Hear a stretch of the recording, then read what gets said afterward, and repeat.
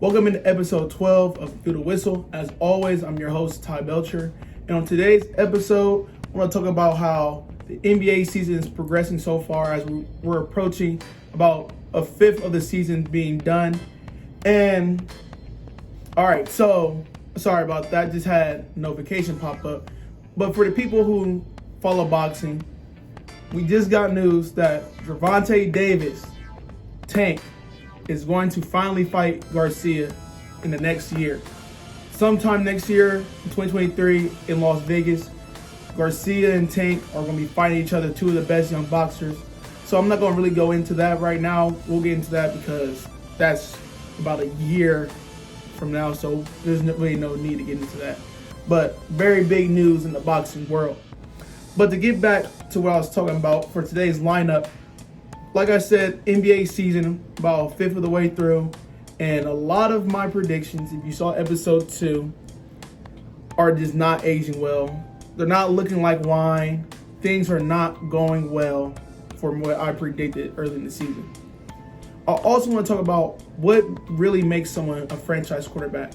I know a lot of people say, a lot of people have different, criteria to what makes someone a franchise quarterback. So I want to get into what makes someone a franchise quarterback in my opinion. Because, that's what we're here for.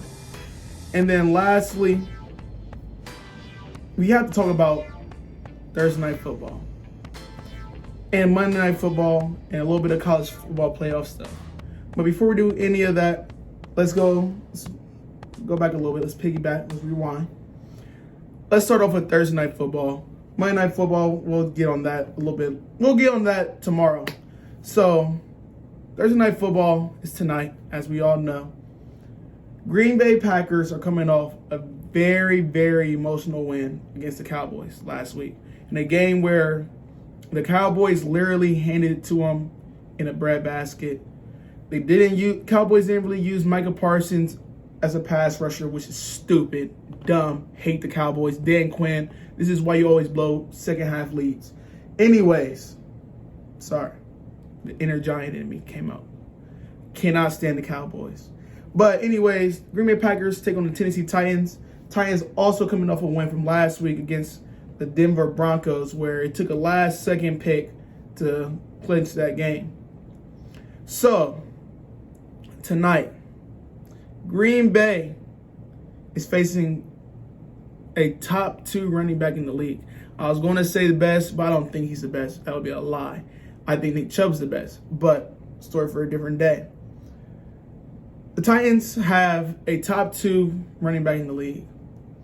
And everybody knows they want to give Derrick Henry the ball. If you had Derrick Henry, you would want to give Derrick Henry the ball. But the Packers are not equipped to stop Derrick Henry.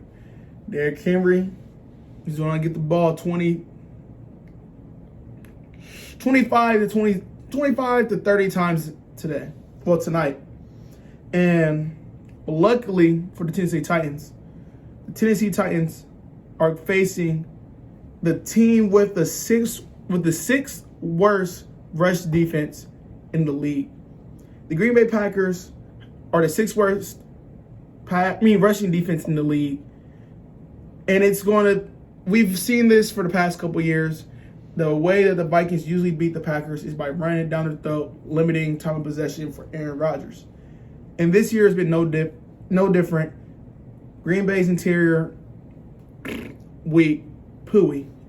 But where they do excel at is pass defense. The Packers and the way that the Packers are set up on defense in the secondary, and the way that the Titans are set up in the receiving core, if I was the Packers, I would put myself in a kind of a compromising situation. Yeah, but we have the talent to do it. You can do this. If I'm the Packers, I'm going man-to-man a lot tonight. Stacking the box, force Derrick Henry to be relegated to a second option in their own offense. Force Ryan Tannehill to throw the ball. Let's really see if he can get the ball rolling. I know he threw pretty well last week against the Broncos, but I think Green Bay Packers have a better edge rush. I think they get better pressure on the quarterback. So if I'm the Packers, I'm forcing Ryan Tannehill to throw. And on the other side, Aaron Rodgers, two-time MVP, two-time reigning MVP. He is facing the second worst pass defense in the league. That is not good. We all know second worst, it's not okay. It's unbearable. Pooey. But let's remember, Aaron has also played against the worst pass defense in the league a couple weeks ago against the Lions and lost to them. But we're not here to kick someone when they were down after they just got back up. So the Titans, I don't know. I don't know what their game plan really is. They come into this game as the second worst pass defense, but the second best rushing defense. So what the Packers like to usually do is get Aaron Jones and AJ Dillon going, and then to open up the pass game for, I guess, Lazard and Watson. Watson had a very strong coming out party. Aaron is more than likely going to look for Watson to build off the game he had last week against the Cowboys, where he had 3 touchdowns, because the Cowboys defense just sucks. But if the Titans can stop the run against the Packers and force Aaron to throw in obvious passing situations, not off play action, where every quarterback in the league will prefer to throw out of play action, because play action opens up receivers way better than just a regular drop back, especially when you don't have top end guys at receiver.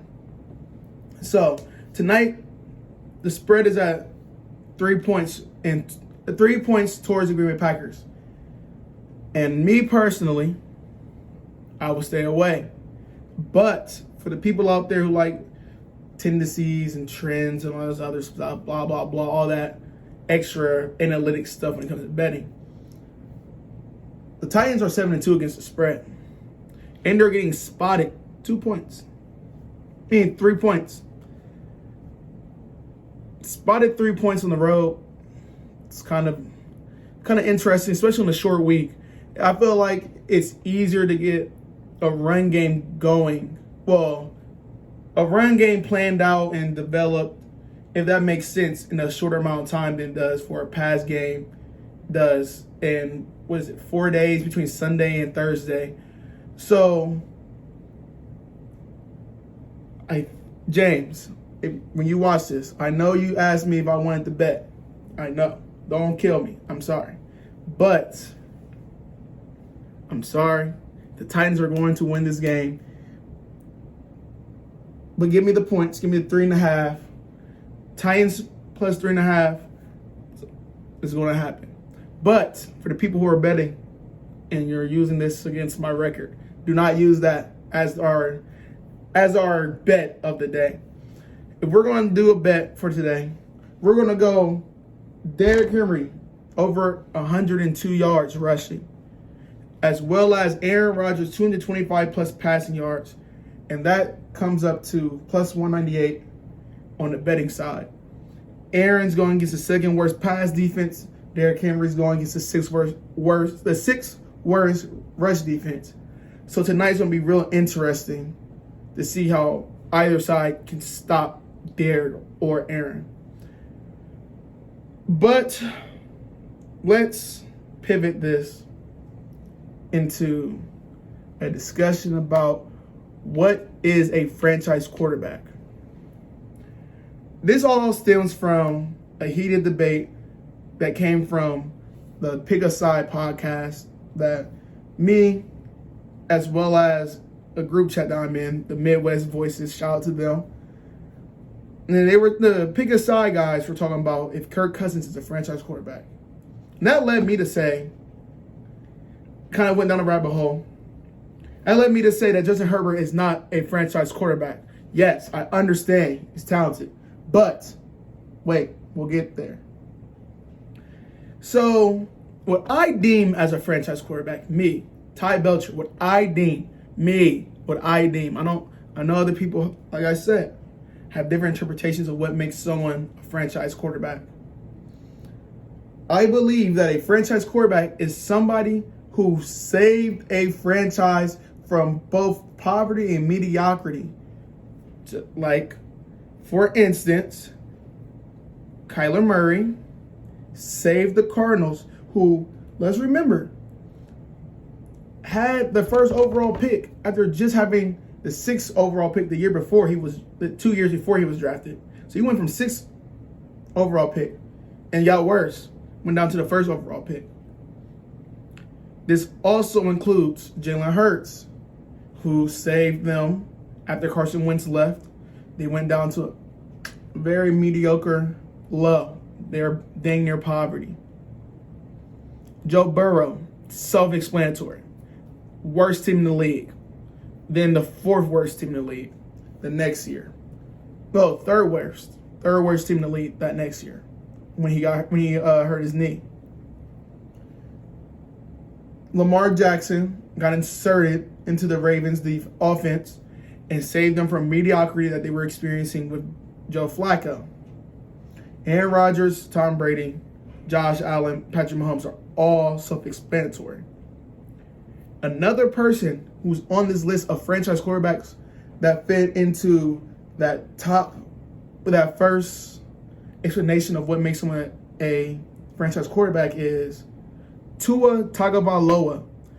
Yes, I understand he's limited, but the man saved the Dolphins from mediocrity.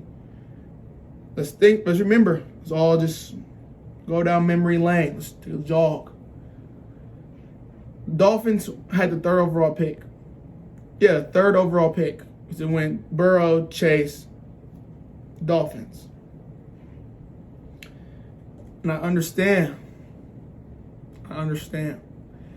Tua looked pretty mid first 2 seasons. I understand. First season, I'm not really hold that against him because he's coming off a hip injury that we've really never seen before, especially in my generation. We never really seen someone have a hip injury and come back.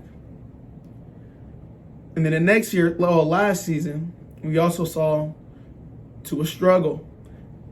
Dolphins went on a 7-game losing streak. You cannot do that. I understand. No, they went on an 8-game losing streak. I know, you can't do that. But this year, undefeated with Tua starting and finishing a game. So you have to put them in there. I know they added Tyreek Hill and Mike Daniels, but you have to give Tua his flowers. I know it's easier to just be like, nope, Tyreek Hill does everything there. It's okay. But Tua fits the criteria. I know you're wondering, Ty, where's Trevor? Trevor has to win something. You got to be somewhere besides the bottom of your division.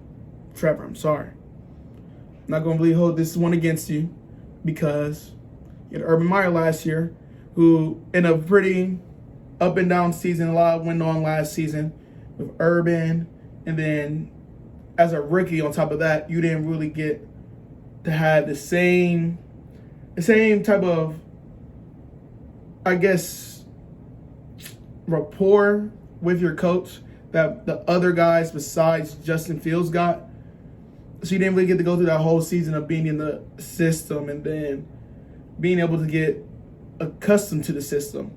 And then this offseason getting a new head coach and Doug Peterson, and then you gotta go through the whole process again. So, Trevor, jury's still out. You're good. Take your time. But you got to stop turning the ball over when I have my money on you. Trevor, thank you. Anyhow, another person who is, I think, he's right there. Like I said, 1, 2, 3, 4, 5, 6, 7, 8, 9, 10 names in the franchise guy category.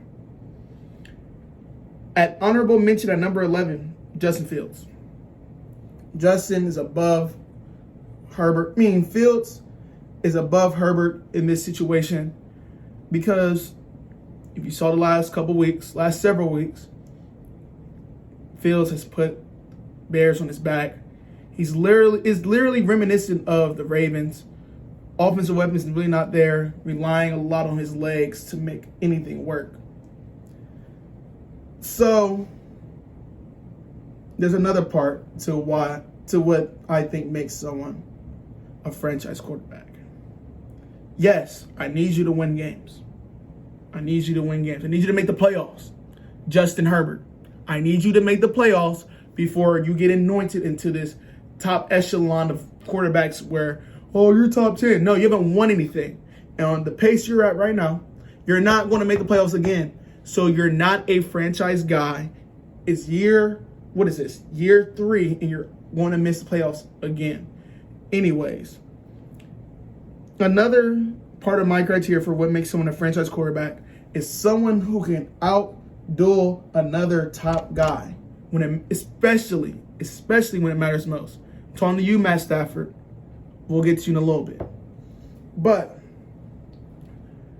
Justin Herbert, what part of these two things does Justin Herbert? Well, 3 things does Justin Herbert, what does he fall into? Like, what does he meet all these criteria? Did he save the Chargers from mediocrity? No. I know the Chargers had the 4th overall pick when they drafted him, but that's because they had so many injuries, Phillip Rivers, last season. That's how they ended up with that pick. They were in a lot of those games late in games with the Chargers when Phillip Rivers was still there, even before Justin got there. But they were in a position that I believe could have made the playoffs with just good quarterback play. But I understand a lot of people want to blame Lynn, Justin Herbert's first head coach, so he got fired. He got a new coach last year, 9-8. What are you doing, Justin? You got Keenan Allen and Mike Williams the whole season, and you didn't make the playoffs. And I bring up Keenan and Mike Williams because that duo is a top 5 duo in the league. I don't care what anybody says. Wide receiver duo, let me preface with wide receiver duo, was a top 5 wide receiver duo in the league last season. And you did nothing with it. You didn't make it to the playoffs. You only went 9-8. And let's just look at Herbert's record. Herbert's record in general is sub 500. He's a game under 500. And he's going to be 2 games under 500 after Sunday because the Chiefs are going to kick their freaking teeth in like they always do. But aside from his overall record, let's look at how he plays against good teams. And let's be nice. I'll play nice. I'll play fair. We're going to take out his rookie year. And then homage to Kevon. Paper sacks. Justin Herbert last season with both Mike Williams and Keenan Allen for the bulk of the season, he went 5-5 against teams above 500 last year. 5-5. 5-5. So literally 50-50 chance that he's going to be a good team. This year, let's talk about it. He is 0-3 against teams that are above 500. So against a team that actually has a winning record, when you're not playing against the Denver Broncos with Drew Lock, when you're not playing against the Raiders this season who are bums, when you're not playing against the Houston Texans, when you're not playing against the Atlanta Falcons with Marcus Mariota, when you're not playing against the Browns, no offense to the Browns, but when you're not playing against the Browns with Jacoby Brissett, what are you? Who are you? You're a loser. You're a loser when it comes down to beating a good team. Like, let's be for real. Let's call a spade. So, Justin, if you want to be considered a franchise quarterback, in my opinion, and I feel like a lot of people anointed him early, and anointed you very early, Justin. I know you're a very skilled guy, but why can't you win a game? Why can't you win when it matters most? Why can't you win when I need you to win? Why can't you go out there and outplay another good team? Story for a different day. We'll talk about that more towards the playoffs and when it matters more. I know a guy that you might have been like, hey, you're missing somebody who elevated a team. And that guy is probably Matt Stafford. You're probably wondering, Ty, where's Matt Stafford fall on this list? Matt Stafford's down there with Kirk Cousins. Neither of them are franchise guys. I told y'all the record last week with Kevon, with Kirk Cousins against teams with a winning record. It's it's now 11-40. Is that a franchise guy? No. So let's get to Matt Stafford. Ty, he just won a Super Bowl. Yes, he did. But let's go back to the list. And let's just answer with me as I say these names. Which one of these quarterbacks wouldn't win a Super Bowl with the Rams team from last year? With Cooper Kupp, Odell Beckham, and Van Jefferson. You tell me which quarterback is not winning a Super Bowl with that team. We're going to list them. Patrick Mahomes, Josh Allen, Tom Brady, Aaron Rodgers, Joe Burrow, Lamar Jackson, Kyler Murray. And then Tua and Hurts, I'll keep them off because it was only their second year. And they had a lot of other problems. But which one of those 1, 2, 3, 4, 5, 6, 7 guys isn't winning a Super Bowl with that team? Come on, let's not all run into the conversation at once. Which one of them? Let's not win Kirk Cousins. Is Kirk Cousins not winning a Super Bowl with that team? Let's not read top. You just said Kirk Cousins doesn't beat good teams. He throws a lot of interceptions. Matt Stafford led the league in interceptions last year.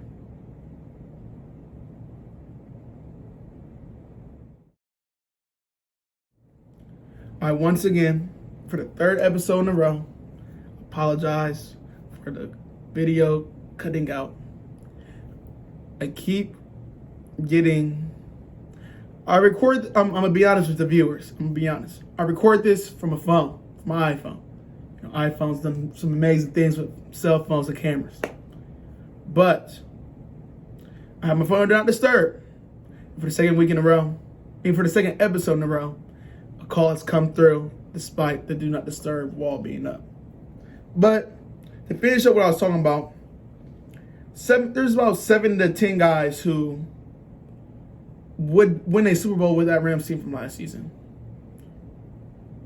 And let's go back to what I said. A quarterback who can outduel another top guy when it matters most. So let's go back to the Kevon's paper stats from Ty Belcher, brought to you by Ty Belcher. Let's talk about Matt Stafford in the playoffs. Yes, I know. Ty, you played for the Lions. I don't care. You had Megatron. You had a top 5, 6 receiver of all time on your team. I don't want an excuse. So let's just go in order. You know what? No, let's go reverse order. Let's talk about the good first. Let's be optimistic. Let's believe. So Matt Stafford has only outplayed one top guy in his playoff career. And that was Tom Brady last season when they played the Tampa Bay Buccaneers. And if you remember correctly, Rams were up big. Rams started doing some fried stuff, primarily the running backs, a couple fumbles. Very, very, very strange game. But Stafford ends up throwing it to Cooper Kupp, getting field goal range to ultimately win the game en route to a Super Bowl. So, in that game, Matthew Stafford threw for 366 yards and 2 touchdowns. Great game. I would love it. Can't ask for any more from quarterback. While Tom Brady, I know, this will sound weird. Tom Brady, 329 yards, 1 touchdown, 1 interception.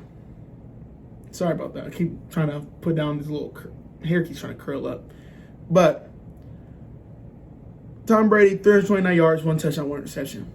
Not his best game. Let's work back.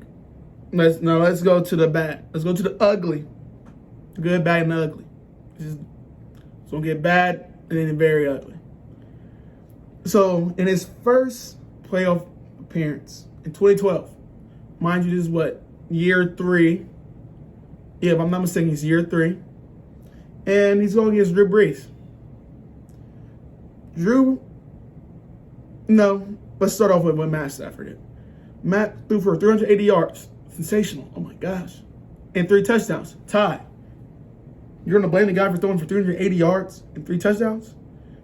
No, I'm going to blame the guy for having 2 interceptions in that game. Because why are you throwing 2 interceptions? What's going on? Why are you turning the ball over? Putting your defense in a compromising position. What are you doing? And on the other side of the field, on the other sideline, you have Drew Brees, who threw for, I'm sorry about that, the camera's acting weird, 466 yards. 466 yards and 3 touchdowns. Let's be honest. Who had the better game? Drew Brees, I know. And let's go to the next time. We're going to skip over his next playoff performance, which is against the Cowboys. We'll get back to that later because this will be really interesting. In 2017, he played the Seattle Seahawks. Matthew Stafford, 205 yards, 0 touchdowns. Lions scored 6 total points the whole game. In contrast, Russell Wilson threw for 224 yards and 2 touchdowns. Who outplayed who? Russell Wilson outplayed Matt Stafford. In the Super Bowl last year, or early this year, Matt Stafford, 283 yards, 3 touchdowns, 2 interceptions. Joe Burrow, in year 1, essentially, because remember, he didn't even play half the season his rookie year. Joe Burrow, in his first full season, 263 yards and a touchdown in the Super Bowl. No interceptions. Compared to Matt Stafford's 283 yards, 3 touchdowns, and 2 interceptions. Who would you say had a better game? And let's be honest, Burrow lost one of those touchdowns because they had T. Higgins throw a touchdown. Come on. Let's be serious. And then the man, Matt Stafford, also got outplayed by Tony Romo. Tony Romo, who is one of my idols because of the way he does color commentating for CBS. Tony Romo, 293 yards, 2 touchdowns, 0 interceptions. 0 interceptions. 0. Des Bryant, who was also a top 5 guy at the time. Matt Stafford, 323 yards, 1 touchdown, and I bet you can guess what else he had. He had an interception. He always has interceptions in these big games. So, Matt, you don't fit the criteria. You're not outdoing any of these top guys, and this season's proving it again. You're not that guy. Rams like dog crap, and I don't know. I just don't know what to tell you, Matt. You just get your life together. Maybe Hall of Fame will still let you in, but in my opinion, I don't think you're one of those guys who deserve to be in. But that concludes the NFL segment of today's episode. We're going to go into a short break. We're going to talk about the NBA season and how things are progressing across the association. Make sure you stay tuned through the Whistle Podcast. Welcome back into the final segment of today's episode of Through the Whistle. And I want to talk a little bit about the NBA. I've been neglecting it for a little while. And I'll charge it to me having some struggles with my NBA predictions, both betting wise and my preseason predictions. So let's just go ahead and jump right into it, because the best thing to do is just rip off the Band-Aid, you know? Just, it's gonna hurt. We gotta get through it.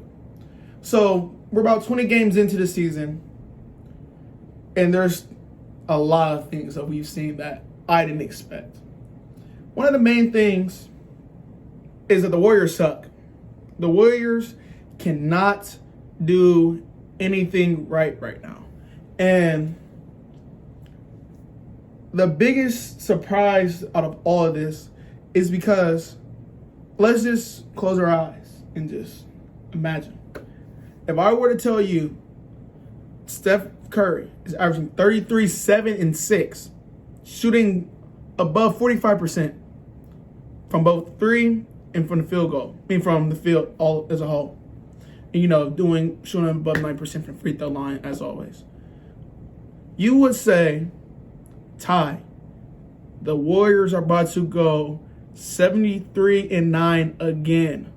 No, it's the opposite. They suck. They can't win a game on the road. They just got their teeth kicked in against the Suns last night, and I just don't know. Klay Thompson cannot buy a shot to save his life.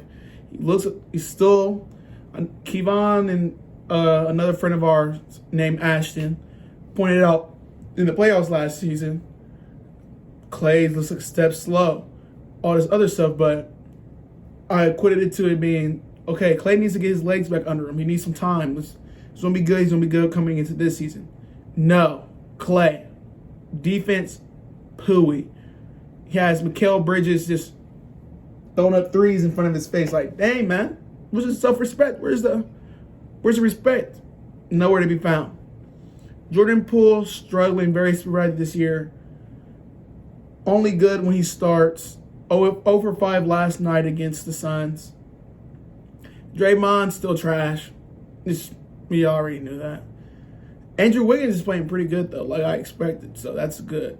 Looney playing good basketball, doing his job, but it's in such a limited role, just can't get it done. As of right now, the Warriors are not even in the play-in. I had them as the top 2 seed in the West. But still a lot of basketball left. We gotta keep fingers crossed, hope for the best. Hopefully they don't make me look too dumb, Another team in the West, I just alluded to them, who just beat the crap out the Warriors last night without Chris Paul, are the Phoenix Suns. The Phoenix Suns look like they're the same Phoenix Suns from last year and the year before, where they can get the ball going, get the ball rolling, and I think a very, very big part of that is because how Bridges has stepped up this season. His points have jumped dramatically around 20 points per game. He's playing great on defense. I want to say he's averaging 6 rebounds a game as well. And DeAndre Ayton, not out there pounding around like I assumed he would. He's not going to be the guy like Embiid, but what he does, he's very good at, very, very needed for our team. I'm not saying I got this wrong, kind of, sort of, because there's still a lot of time left. But the Clippers still cannot get healthy. Kawhi just can't play an NBA game. Don't know what's wrong with him. I don't know if it's kind of a Ben Simmons thing where it's mental. I blame Greg Popovich because of all that load managing that he got Kawhi accustomed to. But Paul George is playing absolutely sensational. John Wall still playing good. Clippers' record isn't the best right now, but the Clippers I still do think the Clippers will end as the top 4 seed. Still think they will make the NBA Finals as well. Another thing I was right about is Dallas Mavericks, good team. They're very dependent on Luka, as we all know. So sometimes if Luka can't get it going, Mavs trash. But same old, same old. We already knew that was expected. Denver Nuggets are as good as advertised. Jokic not being as dominant, kind of deferring a lot this season, but still a top seed in the West. But I was surprised by the Portland freaking Trailblazers. See, this is the Western Conference. This hates me right now. I don't know nothing about the West. Portland Trailblazers look amazing. Like, anybody who said Anthony and Grant were going to take this big of a step this season, I was like, you're from the future. Who are you? Marty McFly? No. No. The Trailblazers are going absolutely crazy right now. Dame's letting the young guys grow, being a great leader. Nurkic is doing his job, playing his role extremely well, grabbing rebounds, getting points, getting putbacks. And then you got Anthony and Grant on the wings. This is like, whoa, what you doing? Like, where did y'all just come from? And it looks like the Trailblazers, this is literally, no offense to Aldridge, TJ, any of the others, Seth Curry from back in the day, from when Dame hit the shot against Thunder when he said bye-bye to Russ and Paul George. This is the best team that Dame has ever had around him. Like, I think it's bar none. Like, I just don't think any other team is close to what this team is. And they're probably going to make a lot of noise in the Western Conference final. Meaning the Western Conference playoffs. Maybe they can take this all the way to the Western Conference finals, depending on matchups. You know, matchups are such a big thing in the NBA playoffs. But the Trailblazers are looking real good. Shout out to my boy Rion. His Trailblazers are finally back to being relevant again, so I can't talk stuff to him anymore. But there's one last team in the West. And I want to talk about it because, you know, it's my GOAT and all. It's my GOAT. The Lakers are done. The Lakers are just, I just don't know. The Lakers are just, Russell Westbrook is not the only problem. He gets a lot of the blame. He's playing very well off the bench. AD's health is still up and down sporadic. We already knew that's coming. But the team around LeBron and AD and Russ, take all three of them off. That team freaking sucks. Like, I don't even think you can make a worse team on 2K. Like, that team sucks. Like, that team sucks. I just don't know any other way to explain it. They're all traffic cones on defense. None of them can shoot. So if there's no AD or LeBron on the court or Russ, there's no scoring, no nothing. They're just lost puppies. Lakers are dead. Please just trade LeBron. Save him. I'm begging you. Just let my boy LeBron, let my GOAT LeBron leave. Just let him just be free from here. On the Eastern Conference side, a guy who was looking like he might leave, you know. The guy already asked for a trade in the offseason. Needs to come to the Suns. But the Brooklyn Nets, I don't know if I'm wrong about yet or what, because KD's had some interesting statements the other day about the Nets starting lineup, which is all 100% true. That lineup sucks. Without Seth, without Kyrie, that lineup is not good. You're not going to win with that lineup. KD's the only thing keeping them in games sometimes. Even though the Kings just kicked the dog crap out of them. Oh my gosh. No self-respect. It was just, oh my gosh, it was bad. But with Kyrie Irving coming back, being reinstated, there's a whole different can of worms that I talked about in an unreleased episode that never uploaded on the YouTube. The whole Kyrie stuff is just a whole different can of worms I don't want to get into right now. But hopefully with Kyrie Irving coming back, Seth Curry getting more healthy, hopefully this team can be viable. I just don't know. I don't know what to expect from the Nets right now. And it's interesting to see because if the Nets don't make the trade for James Harden, in 2020, this team probably is a playoff, probably a finals team regardless. Because let's think about what all they gave up. You give up Karis LeVert and you give up Jared Allen. One of the Nets' biggest problems, they have no interior defense. Like, Claxton you're all right. You're not really a starting center in this league. Imagine if Jared Allen was down low, protecting the rim. Oh my God, the Nets would be. Oh my God, it's not. Oh my God.